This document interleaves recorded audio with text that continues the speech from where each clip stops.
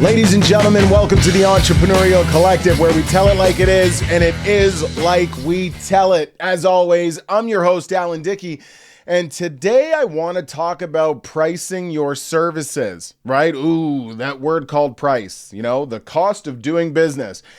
There's a lot of you, again, that are starting out on this entrepreneurial venture, many of you who are already in the midst of it. And one of the funniest things funny to me, I know it's not funny to many of you, is the way entrepreneurs handle the pricing of their services, right? Many of you have various products, services, thoughts, ideas, concepts that you're bringing to the market that are of value, right? The whole reason you're bringing them to the market is because they solve problems in the marketplace. And this is exactly why you have a viable business, and this is exactly why you are going to crush.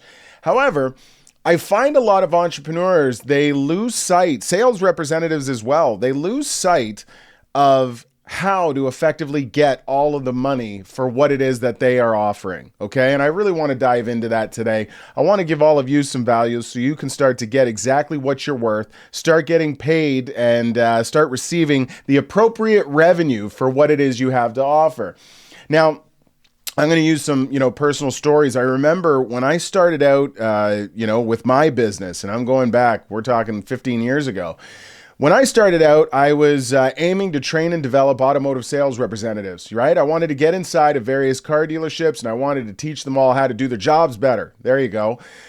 So one of the things I did is I was trying to figure out, okay, how do I price this? I had never done it before, right? And I fell victim to doing something, I almost fell victim to doing something I am quite certain many entrepreneurs out in the marketplace have fallen victim to, have done. And that is, I was starting to figure out how to price my services based on what the market was doing. One of the things inside of car dealerships, I'll never forget, like on Saturdays, whenever I was at a dealership or worked for a dealership during my career that had really weak management, I would always see them on the weekend. They'd be like sneaking a phone call in at 2, 3 in the afternoon to another dealer. And they'd be saying things like, "Hey, Bill, is it that slow over by you too?" I never understood this. Why do we care what is happening in the other dealership? We care about what we're doing, right? And I always looked at that as a loser move, right? Like if you're comparing yourself to other dealers, or if you're seeking, more misery to love company, like you want to hear more mediocrity out in the space is having a mediocre time or day, and therefore you're going to accept it and it's okay. I never understood why we would do that. And when I think about that principle, it's sort of the same here when you're trying to figure out what is it I should charge for the services or the products that I'm bringing to the marketplace. What tends to happen is people think it's logical to compare themselves to somebody else. Now, here's what's dangerous about that, right? And luckily for me, I identified this right away. Initially I was saying to myself, okay, I'm going to be bringing all of this value. I've got various aspects of the road to the sale inside of a dealership, specific segments, the business office, subprime business management, the automotive sales representative, closing, the overall process, lead generation. I had all these different areas. And so I had different courses and opportunities to develop people in those different areas. But again, what do I charge? What were the prices going to be? This was something I needed to figure out. And initially, the human in me was thinking, okay, well, what is everybody else doing, right? And this is like a normal thing. I think it's in human beings' nature to be mediocre. And then it's those of us that say, wait a minute, this is terrible. I don't want to do life this way. We're the ones that snap out of it and make a decision to figure out how to do it differently. A lot of times we decide to snap out of it and do it differently because we are watching other people in the marketplace do it differently. They're crushing, making tons of dough, having an absolute blast of a time, and they're also serving and helping people along the way. So congratulations, you're one of us. If you're here now listening to this, nodding in agreement. However, what we do is we'll start to think in these mediocre ways. We'll think, okay, well, what is everybody else in the marketplace doing? And I was guilty at first. I remember thinking, I need to find out what are other comparables, what are other sales trainers, charging for their services. In the dealerships that I had worked at, we had other sales trainers throughout my career that had come into the dealership, and I remember them, and many of them were terrible. But anyways, we're not here to pick on that.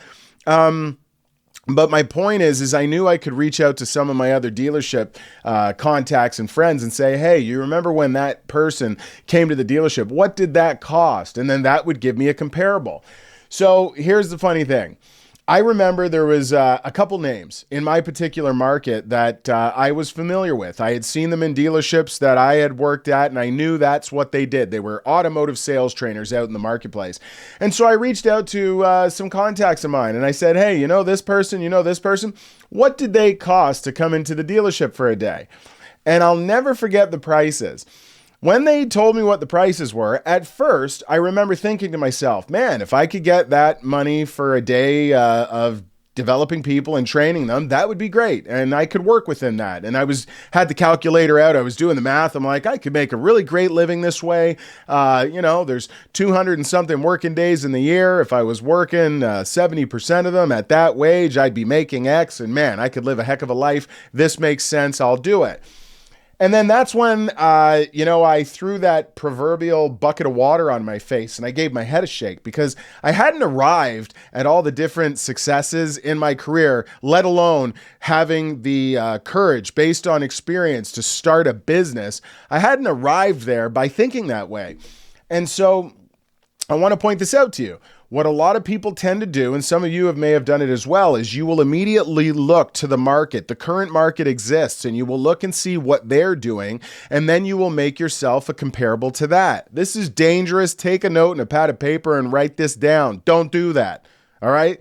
What the market is doing, what the market is currently paying other people who are not you, who don't have your product, your service, your thought, your concept, you as an individual, they're not a comparable. There's only one of you, just as there's only one of me. Now, with that being said, this is where when I found out what everybody was charging to do what it is I was going to be doing, I made a decision. You see, a lot of times what people will do is they'll say, if everybody's charging, $1,000 for a day, let's say, to do something, then you're going to say, well, I'll charge $1,000, right? Even worse, you'll start to undercut yourself. And this is where you want to remind yourself, sometimes your biggest enemy in this journey is you. It's that person you're staring at in the mirror. Because what you'll do is you'll say, well, they've been doing it for a while. And if they've been doing it for a while, then they've got more experience than I do. Allow me to remind you of something, folks. Experience is comparable to fashion. And what was practical and workable yesterday will be impractical and unworkable tomorrow. It's also this thing called experience, something uttered by old men who nod wisely and speak stupidly, in my humble opinion. So lose that experience. It's highly overvalued. It does have some value, but overall, highly overvalued. So back to my point, people will say, well, they've got more experience than I do. So, I'll charge, if they're all charging $1,000, I'm going to charge a little less because I'm new and I'm getting my legs, I'm getting my feet wet, and I'll raise my prices later. This is how losers think. All right. You want to know what I did? When I found out what everybody was charging, I hadn't even gone into a dealership and did any type of training yet as a business. I made myself more expensive. I made myself more expensive than anybody else in my marketplace. Do you want to know why? Because I'm Alan Dickie, the man, the myth, the legend. Touch me, I'm real. I know a lot of you are like, well, that sounded a little arrogant. Listen, folks, the only person who's ever going to talk you up like that in your life is you. Everybody else is going to want to tell you how, well, you're not that good. Settle down, killer. Don't get a big head. And if nobody else is going to be talking it to you, then it's your responsibility to talk it to you, because you got to remind yourself, the only person believing you in this venture as an entrepreneur right now, especially those of you that are in the infancy of this journey, the only ones believing in you are you. It's your mom, dad, and your best friend who are going to be the first ones to tell you, bring that dream along on the side. You've got bills, you got responsibilities, the fear mongerers. I know they love you, but it is what it is. So, yeah, I have this self-talk. And the reason I think to myself that I'm that guy and I'm worth more is that's where the validation begins. I look at myself, and in this case for all of you, look at your product, your service, your thought, your idea, your concept, and really see the value in it. Identify why you're different. I mean, you would not have had the confidence to embark on this journey if you didn't see a sliver, a hole, a seam, where what it is you had was that much better, that much different, that much more exceptional than everything else out in the marketplace, which is why you're here on this journey. I want you to lean on the strength of that and be confident in it when it comes to your pricing. So back to me, this is exactly what I did. Is I said to myself, look, I had already had these techniques that I had implemented inside of dealerships. I had already seen exactly how fruitful they were and how easily they were to teach and implement with new sales representatives. So to me, it was a no-brainer. I'm like, I am definitely worth more than they are. Now, that was step one when it comes to how I was setting out to price my products and my services, okay? But there's an evolution here. You see, the second thing I want to point out to you is I want you to stop concerning yourself with what the market is paying, and I want you to start focusing on a couple of facts. You see, a lot of times the way we're raised in life is we come through systems and we have things like jobs. You remember those things. I describe them as standing for just over broke. Yeah, all of these situations are where we've been brainwashed to exchange our value, our time for like an hourly wage, right? Meanwhile, the fact that you have a job, and I've said it before, is a perfect example of how you are a fully capable entrepreneur. The only difference is instead of bearing the responsibility to go out into the marketplace on your own and find the people who need the value you have to offer, you got lazy, you answered an ad and allowed another free thinker who was willing to take on that responsibility and then get you hired for a fraction of the value so that they could put you to work to solve the challenge and make a little profit on top. It's called business, right? Well, I want you to understand, this is not how it works as an entrepreneur. You do not exchange your time for money. This is not how you build out any type of pricing for yourself or what it is you have to offer. Write this down. It couldn't be more simple. You are compensated, directly compensated, based on the size of the problems you solve.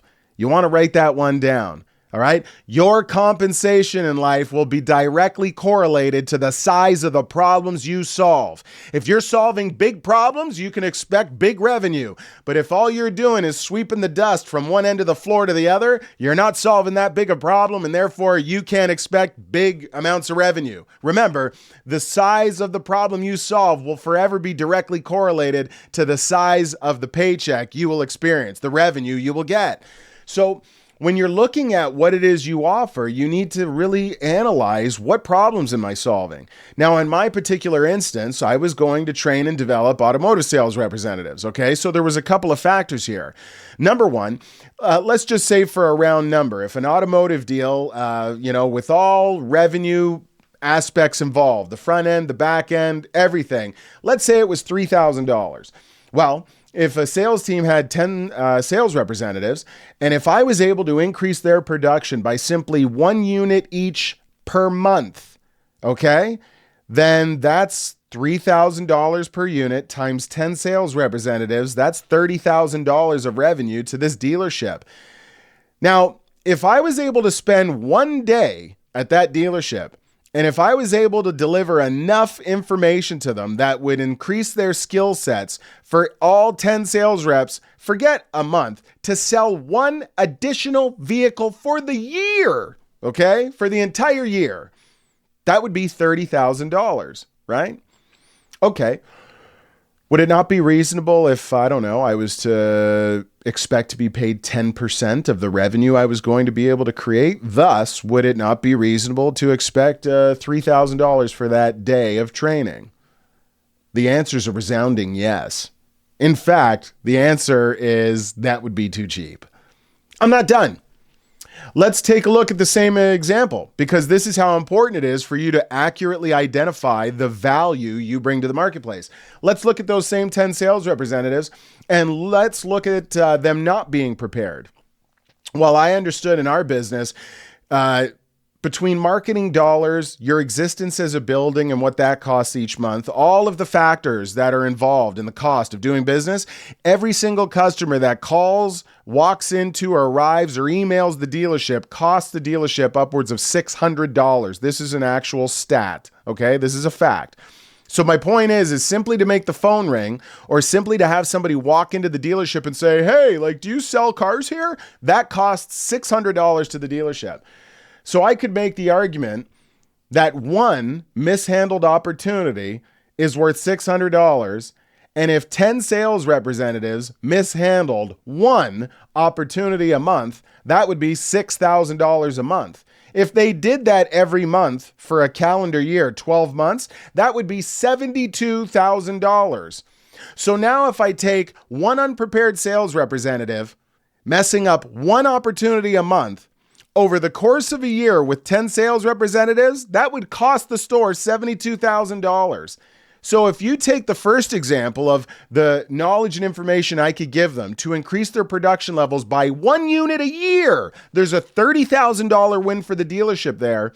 And if by preparing them, I could also save the dealership from them blowing one opportunity a month, that would save the store $72,000 a year. Now, all of a sudden, me coming into the store for one day has a $102,000 value. Is it reasonable for me to charge the dealership 10% of the money I'm going to save them? I would argue yes. And I would also argue it's too cheap. But that all of a sudden now makes my daily rate $10,000. I'm not done. Keep tracking with me. An average sales representative is going to talk to upwards of 40 telephone calls, internet leads, and walk-in pieces of traffic a month. If there's 10 sales representatives, that's 400 a month. If there's 12 months in a year, that's 4,800. Is my math on right now? I need a calculator. 48,000. It's a lot of people. And so the point is you see this math that I'm following, right? It's very easy for me to paint a picture. What if I was to teach them how to sell one extra car per month? That's $30,000 per month. Over 12 months, that's $360,000. You see how I can paint this picture? The point is it's incredibly easy for me, especially as the professional that I am, understanding the businesses that I serve. It is incredibly easy for me to show them these examples. Now, this is how I do it. I say to them, we're talking right now, based on our conversation, based on the value I've afforded you, do you believe that I am somebody who could teach your people how to sell one extra car a month? If somebody says to me no, then I look at them and I say, I have no idea why you've allowed me to talk this long. I've never heard somebody say no to that question to me. Has not happened. When they say yes, I say to them, well, and I just did the math with you, 10 sales representatives, apparently a day of my time, just unloading all of what I have to offer, all of the lead generation techniques, closing techniques, sales process techniques that I could unload on your team in a full day. That's going to make you over $360,000, sir. And I'm also confident that you think what I have to offer, they will be able to convert more than one extra deal a month on. So we could be talking upwards of 7 figures of revenue by having me involved with your store for one day. Do you see the picture I've painted? This is an example of how you go about building up the value in your pricing for your products, services, thoughts, ideas, and concepts that you bring to the marketplace. To the workout guy, you're going to teach everybody how to get in shape. Okay, that's amazing. How many times have you heard, not just me, but everybody else on planet Earth, and what do they say about your health? It's invaluable. It's priceless. So if you're simply able to paint the picture as to why your health is so important and all the benefits of it, and forget the obvious ones that don't close people, longevity and staying alive. How about the vanity that usually does close people? Hey, won't the ladies like you with more abs and muscles and all this nonsense? Right? There's markets to both. Some truly care about their health. I'm one of them. Others care about vanity. Hey, listen, appeal to whatever portion of the market you need to appeal to. But my point is you don't say to yourself, I train people for $25 an hour. You don't associate yourself to some standard corny hourly, wage, like you're just a machine or a computer who has no value beyond saying, pick up 20 pounds and lift it like this. You're a coach. You're a mentor. You're a motivator. You're somebody who knows exactly the steps to take to get it done the quickest, the fastest, the most efficient. This is where you paint your value. And what you're always selling, right, is the end result. So if you're talking to me as the workout guy and you're going to put a 20 pack of abs on me and arms that burst through this shirt, if that's what's important to me, my wallet is flying out of my pocket into your hands. Let's go to the wedding photographer, right? If you're sitting in front of a client, sir, ma'am, you're in front of me considering me right now because you have seen my catalog. And I would confidently believe the only reason we're continuing to talk right now is because you see the value of my work. These memories only happen once, and it's imperative that they are captured the right way. And I'm the individual who can guarantee that that will get accomplished. What's that worth? Their wedding pictures? This one shot? You don't get a chance to say I do twice. It happens in that moment. Who's clicking the camera? Who's going to capture that picture? You are, based on all of that evidence. That is what you're selling. You're selling the value of what it is you're going to deliver to the customer. What's the problem you're solving in that instance? Not screwing up the moment, right? Not having the flash turned off when they kiss the bride. You understand what I'm saying here? So what I want you to do on this episode is I want you to listen to everything I'm talking about here, because while this seems incredibly simple and it's obvious to me, I also understand that common sense is not all that common. And some people just simply haven't been shown or taught that these are laws and principles that will allow them to get every single nickel and dime they are worth from the marketplace. When you compare yourself to other people, right away you're devaluing yourself, because if you were other people, we wouldn't need you, right? If I was the same as every other motivational speaker, coach to entrepreneurs, and automotive sales trainer, the market would not need me. I'm nothing like everybody else, and this is exactly why they seek me out.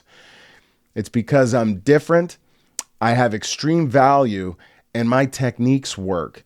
So much so I give them away for free, and then people use them, make money, and call me asking for more. It's incredibly easy. These are the methods we're teaching inside of the Entrepreneurial Collective that many of you are making life way too difficult because you don't have them at your disposal and do not understand them. Click on the link, folks.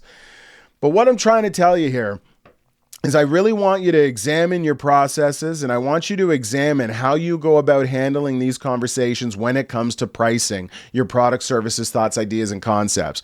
I'm using and have used these examples of my own personal experiences with you to show you how I moved from a segment of the market where people doing what I did way back when were charging $1,500 a day. I came out of the gate at $3,000. $3,000? Oh my God. Yeah, that was yesterday. What does Fat Joe say? That was yesterday's price. Today's price is different. But it doesn't matter what my prices are. Do you want to know why? Because when I'm talking to a client and I explain to them step by step exactly how I'm going to move their production levels from A to B, and that makes sense to them, they throw their money at me. Because the money they're throwing at me is but a minute percentage of what it is they're going to gain and how much we're going to generate and produce once we implement everything it is that I teach. So I want you guys to really look at your businesses, whether you're the workout guy, whether you're the wedding planner, whether you're I don't care what you do. It does not matter. Once you seek and clearly identify the challenges you're solving in the marketplace, okay? What is it your business does? What problems is it solving? You're the pizza store. You know what you're solving? You're solving the parent that is getting home at the end of a long day, doesn't want to cook, doesn't want to stare dishes in the face after, is just trying to kick their feet up for 5 minutes, and ordering your pizza is going to make all that go away. Sell that, right? Create that after work special where you get X, X, Y, and Z for this. You know what I mean? Market yourself. Whatever business you're in, I'm just thinking, like, what are you? Are you a golf instructor? Do you teach people how to lower their handicaps? Find out what it is that makes you different. Dial in on that and associate your pricing to an outcome. The desired outcome of your golfer is they want to shoot lower, they want to putt better, they want to stop slicing the ball. And anybody who golfs has got money and time. And if you've got money and time, that's a great market to appeal to. Show them how to lower their handicap. They won't care about the money because that's how strong they want that handicap to get lowered. With my clients, it's simple. They don't want to be bleeding and wasting money because they're far too expensive to drive opportunities through the door. They can't afford to be wasting those opportunities. I insulate them from that by showing their teams exact strategies, exact techniques, and exact processes to follow that eliminate leakage. But then in addition to that, God forbid we grow. God forbid we improve. God forbid we become more profitable. This is what we're in business to accomplish, isn't it? Well, this is exactly what I do for them. And when I show them exactly how easy it is to do, you know, when I'm inside of dealerships, it's funny I'm talking about this. I was in a store just literally yesterday. One day ago, I'm in a dealership and I was talking about process on how they answer their telephones. I say to them when I go inside the dealerships, I'm answering the phone calls for the entire day and I will give the appointments out accordingly. I go to the entire team. Who wants to play a game? Here's the game. I'm going to get a name, an email address, and a phone number from every single person who phones into the store. And if I don't, I'll take you all to the local steakhouse and feed you steak and lobster for lunch. When I do this 100% with no flaw, all you have to chip in 10 cents each and go buy me a coffee. I take it with one milk. Folks, they take the bet every time, and all I do is end up drinking too much coffee that day. I lead by example. And when I'm picking up the phones and I'm doing this successfully and I'm capturing remarketing opportunity for the dealerships, now they see the leakage is stopped. But along those 10 phone calls, do you want to know what happens? And it happened yesterday. I get on one where I end up in 90 seconds taking a deposit from a customer, booking an appointment for an hour and a half later, and they come in and take delivery of the vehicle. The dealership makes a healthy profit margin and everybody wins. Now, all of a sudden, I'm looking at the dealer and I'm like, hey, isn't this funny? Every single time I'm inside your store, not only am I stopping leakage, not only am I increasing the skill set of your entire sales force, I'm actually closing some deals and making you money while I'm here by myself, by my own hand. How valuable is this? It's a no-brainer. And let me tell you something, folks. The favorite check the companies that I represent and work with write is the one with my name on it. Just ask them. When you understand all of this and you start to apply this and become that to your market and to your clients, they will love spending their money with you, and you will get all of the money that you want and deserve to get for the solutions you're providing to them, for the problems that you are solving. And so I really want you to take away from this episode, when we're talking about pricing and exactly how to price your services, stop looking at what other people are doing. Stop comparing yourself to the rest of the market. It doesn't matter what they're doing. What matters is what you are doing. It doesn't matter how they solve challenges in the marketplace. It matters how you solve them. It doesn't matter if they only solve them this much. What matters is how you solve them this much. When you identify exactly the value you're bringing and what that means dollars and cents wise to your client, then you can take a percentage of that, and closing that business and closing that deal is going to be the easiest thing you've ever done. Far too many entrepreneurs are overworked and underpaid, and it's because they do not understand the laws of influence, the laws of business, the laws of negotiation. And therefore, they end up allowing people to buy their time, just like your employers did with the shitty job you're leaving to start this epic journey. Folks, I've just dropped a nugget. We've made millionaires on this episode. I want all of you to really put all of this to practice. I want you to leave me notes in the comments, right? I want you to tell me, come back to this episode and be like, hey man, this is incredible. It worked. I just went from here to here revenue-wise. I want you to share it with us. And I want also all of you, as you're listening to this, if you have any other challenges you're experiencing in your business, drop it in the comments and tell me where we can help, because we're always here to do just that, is help. But what I want all of you to do is I want you to start getting paid every nickel you're worth. And I want you to get paid that revenue you're worth while simultaneously having your clients feel like you are the best investment they make in their business on a daily, weekly, or monthly, or annually basis. With that being said, folks, I didn't even get my sip of coffee this episode. Different mug today. I thought it went well with the shirt. That's our episode for this week's Entrepreneurial Collective podcast. Pricing your services, folks. I want you to get that dialed in, and I want you to start making the money you want and deserve to make. Remember, it's an amazing life you can have making tons of revenue and doing all of it while you're helping people knowing that they are making much more revenue off of the investment they make in you and your product, service, thought, idea, and concept that you have blessed the world with through your business. This has been Alan Dickie, another episode of the Entrepreneurial Collective podcast. Be sure to check us out. Get inside the Entrepreneurial Collective's inner circle. We are a growing community of a bunch of incredible people. I mean, the members that are filling up in here are so awesome. And you want to talk about man sharpens man, steel sharpens steel. It is an incredible season to be involved with this group because some of these people are absolute game changers. And I am so happy to be at the front of the line marching with them. Until next week, I want all of you to keep on crushing, generate that business, keep on growing your companies, serving the world through them, and I will look forward to seeing you on our next episode of the Entrepreneurial Collective podcast. Make it a great day.